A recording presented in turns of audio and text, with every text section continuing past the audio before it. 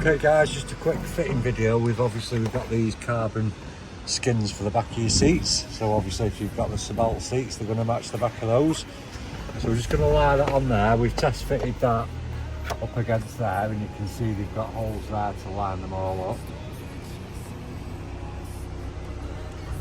It just goes like that basically.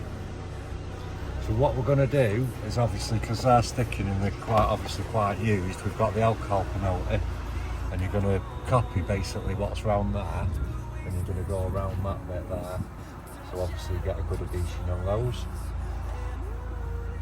And just round the top, and then you just basically let that go tacky. You can give it a wipe on here as well, because it's got some that stick there.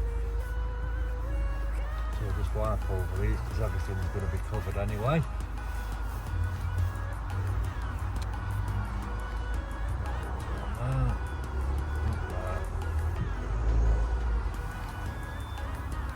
And basically that'll just get it all degreased and ready for that to stick to it nicely. So we've got a few minutes here to spare, because it's going to take you a few minutes to get all these off, so we'll just start going around these and peel them all off.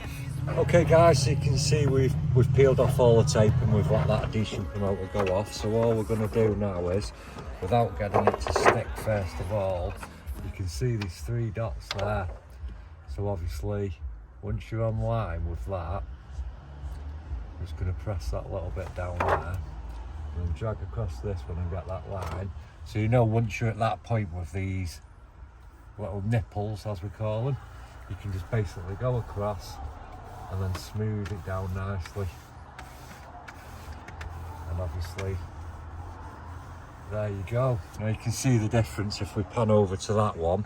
Obviously we've got the old scratch dented, and then we've got the nice shiny panel on that one. So that's it basically guys. You can get these on our website, www.KillAllChrome.com. Plenty other Abarth carbon parts on there, so have a look through.